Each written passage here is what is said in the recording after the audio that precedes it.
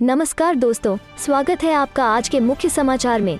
सबसे पहली बड़ी खबर में आपको बताएंगे, उन्नाव में समाजवादी विजय रथ पर सवार अखिलेश यादव बोले झूठी सरकार का उत्तर प्रदेश से होगा सफाया। इसी के साथ दूसरी बड़ी खबर में जिक्र होगा कि 97,000 प्राथमिक शिक्षक भर्ती की मांग को लेकर विधान भवन का घेराव, सरकार के खिलाफ आक्रोश।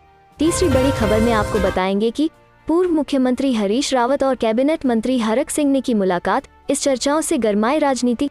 दोस्तों, हर एक खबर की गहराई में आपको ले जाएंगे, लेकिन उससे पहले अगर आपको भी ऐसा लगता है कि भाजपा की उल्टी गिनती शुरू हो चुकी है तो आप अभी इस वीडियो को लाइक कीजिए और इस लाल बटन को दबाकर चैनल को सब्सक्राइब करके घंटी बजाइए और कमेंट में लिखे जय हिंद। उन्नाव में समाजवादी विजय रथ पर सवार अखिलेश यादव बोले झूठी सरकार का उत्तर प्रदेश से होगा सफाया।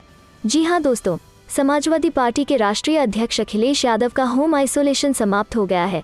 होम आइसोलेशन में गए उत्तर प्रदेश के पूर्व मुख्यमंत्री अखिलेश यादव ने आज से समाजवादी विजय रथ यात्रा का 9वां चरण प्रारंभ किया और उन्नाव में भारतीय जनता पार्टी के साथ उत्तर प्रदेश की सरकार पर जमकर हमला बोला।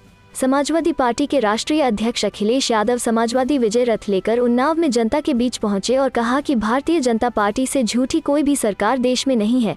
उत्तर प्रदेश में 2022 में होने वाले विधानसभा चुनाव में भारतीय जनता पार्टी का सफाया होना तय है।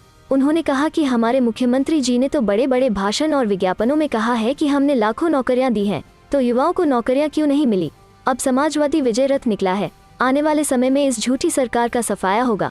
अखिलेश यादव ने कहा कि सपा सरकार में मेट्रो का शिलान्यास हुआ था, उसी मेट्रो का उद्घाटन करने जा रहे हैं। कानपुर में तो यह मेट्रो बहुत पहले बन जाती, लेकिन हमारे अनुपयोगी नाकाम सीएम ने बहुत समय लगा दिया। उनसे ज्यादा मुकदमे किसी और मुख्यमंत्री पर नहीं होंगे। उन्होंने कहा कि भारतीय जनता पार्टी की सरकार झूठी सरकार है। इसने तो यह भी कह दिया कि ऑक्सीजन से किसी की जान नहीं गई। कोरोना काल में उन्नाव, प्रयागराज व काशी में लाशें बह रही थी। सरकार कहती है कि ऑक्सीजन की कमी से कोई मौत नहीं हुई। लोग सर्दी में तड़प रहे हैं, कोई सुविधा नहीं दी जा रही है। उन्होंने कहा कि आज अस्पतालों की बहुत बुरी दुर्दशा है। अस्पतालों में इलाज, दवाइयाँ, बेड नहीं है। आज लोग अस्पतालों में तड़प रहे हैं, लेकिन यह सरकार कोई इंतजाम नहीं कर पा रही है। सपा मुखिया ने कहा कि अभी भी नौजवानों को लैपटॉप नहीं मिला है। उन्नाव में किसी नौजवान को लैपटॉप नहीं मिला। अखिलेश यादव ने कहा कि हमारे मुख्यमंत्री समाजवादी सरकार में खरीदी गई गाड़ी व प्लेन से ही चलते हैं। अगली खबर की तरफ। 97,000 प्राथमिक शिक्षक भर्ती की मांग को लेकर विधान भवन का घेराव, सरकार के खिलाफ आक्रोश। जी हाँ दोस्तों, बेसिक शिक्षा विभाग में 97,000 नई सहायक शिक्षक भर्ती की मांग को लेकर मंगलवार को डीएलएड प्रशिक्षकों ने विधान भवन का घेराव किया। बड़ी संख्या में प्रशिक्षक बाबू भवन से लेकर विधान भवन तक जमा है। प्रशिक्षित लंबे समय से बेसिक शिक्षा में 97,000 पदों पर भर्ती का विज्ञापन जारी किए जाने की मांग कर रहे हैं। डीएलएड छात्र नेता भानु प्रताप शुक्ल ने बताया कि बेसिक शिक्षा विभाग में नई प्राथमिक शिक्षक भर्ती की मांग को लेकर डीएलएड धारी प्रशिक्षित करीब 3 वर्षों से संघर्ष कर रहे हैं। 2022 में विधानसभा चुनाव है, आचार संहिता लागू होने में कुछ दिन ही बचे हैं। डीएलएड प्रशिक्षकों में सरकार के खिलाफ आक्रोश है। डीएलएड का प्रशिक्षण परीक्षा नियामक के द्वारा 2017 से प्रारंभ किया गया, तब से बेसिक शिक्षा में किसी भी प्रकार की भर्ती नहीं आई। चलते हैं अगली खबर की तरफ। पूर्व मुख्यमंत्री हरीश रावत और कैबिनेट मंत्री हरक सिंह ने की मुलाकात, इस चर्चाओं से गरमाए राजनीति। जी हाँ दोस्तों, पूर्व मुख्यमंत्री और प्रदेश कांग्रेस चुनाव अभियान समिति अध्यक्ष हरीश रावत और कैबिनेट मंत्री हरक सिंह रावत की रविवार देर रात्रि मुलाकात की चर्चाओं से राज्य की राजनीति गर्मा गई। दोनों नेता एक ही होटल में रुके रहे। हालांकि संपर्क करने पर कैबिनेट मंत्री हरक सिंह रावत ने हरीश रावत के साथ मुलाकात से इनकार किया। दरअसल कैबिनेट मंत्री हरक सिंह रावत की कांग्रेस में वापसी करने की चर्चाएं इंटरनेट मीडिया पर गाहे बगाहे जोर पकड़ती रही हैं। हरक सिंह जिस तरह सरकार के कामकाज को लेकर असंतोष जताते रहते हैं, उससे भी ऐसी आशंका को बल मिलता रहा है। बीते शुक्रवार हरक सिंह रावत इस्तीफा देने की धमकी देते हुए मंत्रिमंडल की बैठक छोड़कर चले गए थे। हालांकि 24 घंटे बाद ही मुख्यमंत्री पुष्कर सिंह धामी के साथ लंबी चली बैठक में उनकी नाराजगी दूर होने की बात सामने आए। खुद हरक सिंह रावत ने अपने वक्तव्य में इसे स्वीकार भी किया था। अब हरक सिंह रावत की हरीश रावत के साथ मुलाकात को लेकर चर्चाएं हैं। बीते रविवार रात्रि हरक सिंह रावत शहर के बीचों बीच स्थित एक होटल पहुंचे थे। वहां पहले उनकी पूर्व मुख्यमंत्री हरीश रावत के करीबियों के साथ मुलाकात हुई। इस मुलाकात की दोनों ही पक्षों ने पुष्टि की। बताया जा रहा है कि इस मुलाकात के बाद हरक सिंह होटल के ही एक कमरे में चले गए। कुछ देर बाद इसी होटल में पूर्व मुख्यमंत्री हरीश रावत भी पहुंचे। हालांकि दोनों नेताओं की एक साथ बैठक नहीं होने की बात कही जा रही है, लेकिन राजनीतिक खींचतान के बीच हरक और हरीश रावत की एक ही होटल में मौजूदगी के राजनीतिक निहितार्थ निकाले जा रहे हैं। चर्चाएं दोनों नेताओं की मुलाकात होने की भी हैं। चलते हैं अगली खबर की तरफ। ओमिक्रॉन का खौफ, कांग्रेस ने चुनाव आयोग को 5 राज्यों में निर्धारित समय से पहले चुनाव कराने की दी सलाह। जी हां दोस्तों, कोविड के नवीनतम वेरिएंट ओमिक्रॉन के बढ़ते खतरे के बीच कांग्रेस ने भारत के चुनाव आयोग (ECI) को निर्धारित समय से पहले 5 राज्यों में विधानसभा चुनाव कराने का सुझाव दिया है। गोवा, मणिपुर, पंजाब, उत्तराखंड और उत्तर प्रदेश में अगले साल फरवरी-मार्च में मतदान होना है। मीडिया से बात करते हुए छत्तीसगढ़ के स्वास्थ्य मंत्री टीएस सिंहदेव ने कहा, गोवा, उत्तर प्रदेश, पंजाब, उत्तराखंड और मणिपुर सहित 5 राज्यों में आगामी विधानसभा चुनाव को स्थगित करना सही निर्णय नहीं होगा। उन्होंने कहा, भारत के चुनाव आयोग को निर्धारित समय से पहले चुनाव कराना चाहिए, क्योंकि कोविड-19 महामारी की संभावित तीसरी लहर पर चिंता बढ़ रही है। टीएस देव सिंह ने उत्तर प्रदेश में चुनाव को 1-2 महीने के लिए स्थगित करने के लिए चुनाव आयोग से इलाहाबाद उच्च न्यायालय की अपील पर भी आश्चर्य व्यक्त किया। उन्होंने कहा, अगर चुनाव स्थगित कर दिया जाता है तो और समस्याएं होंगी, क्योंकि वर्तमान में पॉजिटिविटी दर अभी भी कम है। जब देश कोविड-19 की तीसरी लहर के बीच में होगा तो चुनाव कराना और मुश्किल हो जाएगा। 24 दिसंबर को वापस उच्च न्यायालय ने चुनाव निकाय से उत्तर प्रदेश में विधानसभा चुनावों को 1-2 महीने के लिए तुरंत स्थगित करने का आग्रह किया था। अदालत ने प्रधानमंत्री नरेंद्र मोदी और चुनाव आयोग से राज्य में राजनीतिक दलों की रैलियों और जनसभाओं पर तुरंत प्रतिबंध लगाने का भी आग्रह किया। टीएस देव सिंह ने कहा, अगर आयोग चुनाव को अभी के लिए स्थगित कर देता है तो यह 2022 में सितंबर या अक्टूबर से पहले नहीं हो सकता है। उस समय राज्यों में राष्ट्रपति शासन लगाना पड़ता है, क्योंकि विधानसभा का कार्यकाल उस समय तक समाप्त हो जाएगा। आयोग को संभावित तीसरी लहर को देखते हुए तय समय से पहले चुनाव कराना चाहिए। चलते हैं अगली खबर की तरफ। पटना के इन 12 इलाकों में कोरोना का खतरा अधिक, लापरवाही के कारण फैल सकता है संक्रमण। जी हाँ दोस्तों, बिहार में कोरोना संक्रमण अब पहले की तुलना में तेजी से पैर पसार रहा है।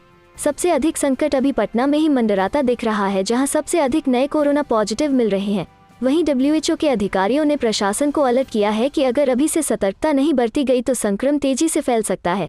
मीडिया रिपोर्ट के अनुसार पटना शहर के 12 ऐसे इलाकों को चिन्हित किया गया है जहां पिछले 15 दिनों में कोरोना का संक्रमण तेजी से बढ़ा है। इन इलाकों में आए दिन संक्रमित मरीज मिल रहे हैं। स्वास्थ्य विभाग की सर्विलांस टीम और WHO के अधिकारियों ने इन इलाकों का सर्वे किया है और प्रशासन को आगाह किया है। कोरोना संक्रमण पर नियंत्रण के लिए इन इलाकों में ठोस कदम उठाने की सलाह दी गई है। पटना के बोरिंग रोड इलाके में सबसे अधिक मरीज पाए गए हैं। वर्तमान में 69 एक्टिव केस पटना में हैं, जिनमें 1 दर्जन से अधिक मरीज केवल बोरिंग रोड इलाके के हैं। पटना सिटी में भी अब 9 मरीज हो गए हैं। कुछ समय पहले AG कॉलोनी और पटेल नगर से संक्रमित लगातार सामने आ रहे थे।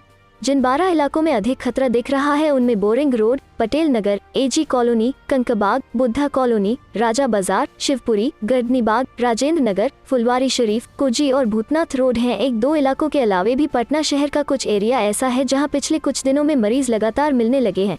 इन इलाकों में भी संक्रमितों की संख्या बढ़ने लगी है। पटना सिटी, गोला रोड, पालीगंज, पंडारिक, बाढ़, पुनपुन आदि इलाकों में भी कोरोना का संक्रमण अभी बढ़ा है।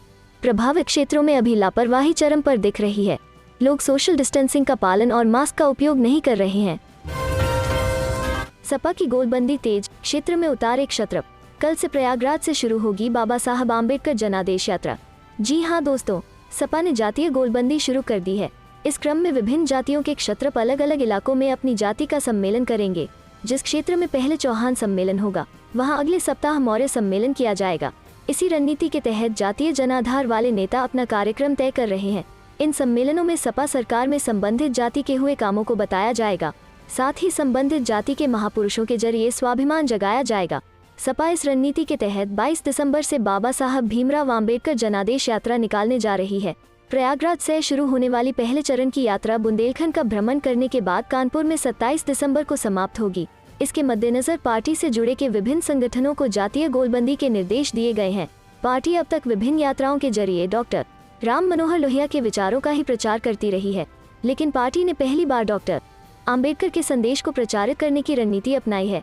इसके तहत केशवदेव मौर्य, डॉक्टर संजय चौहान, ओम प्रकाश राजभर, राम अचल राजभर, डॉक्टर राजपाल कश्यप, महेंद्र कुमार गौड़ सहित अलग अलग जाति के नेताओं को जिम्मेदारी सौंपी गई है। चलते हैं अगली खबर की तरफ। अखिलेश यादव का दावा, बीजेपी को सता रहा है हार का डर, लगाया ये बड़ा आरोप। जी हाँ दोस्तों, समाजवादी पार्टी सपा अध्यक्ष अखिलेश यादव ने सत्तारूढ़ बीजेपी पर राजनीति को प्रदूषित करने का आरोप लगाया। उन्होंने दावा किया कि उत्तर प्रदेश के आगामी विधानसभा चुनाव न सिर्फ राज्य बल्कि केंद्र सरकार का भी भविष्य तय करेंगे। अखिलेश यादव ने एक बयान में कहा, बीजेपी के शासन में नागरिकों के अधिकार सुरक्षित नहीं है, लोकतंत्र को खतरा है। बीजेपी बार बार झूठ बोलकर अपनी गलत बयानी को सच बनाना चाहती है। वो चालाकी से सराबोर है। उसने न केवल नदियों को बल्कि राजनीति को भी प्रदूषित कर दिया है। उत्तर प्रदेश के पूर्व मुख्यमंत्री अखिलेश यादव ने कहा, आगामी विधानसभा के चुनावों से प्रदेश का ही नहीं केंद्र सरकार का भविष्य भी तय होगा। बीजेपी का तथाकथित रथ जुगाड़ का है, जबकि समाजवादी रथ से जनाकांक्षाएं जुड़ी हुई हैं। समाजवादी पार्टी की विजय रथ यात्रा के पहिए रुकने वाले नहीं है। सपा प्रमुख ने कहा कि बीजेपी संस्कृत संस्कृति का राग अलापती है, मगर उसने उसको क्षति पहुंचाई है। उन्होंने कहा कि संस्कृत भाषा को समाजवादी सरकार ने ही सम्मान दिया है।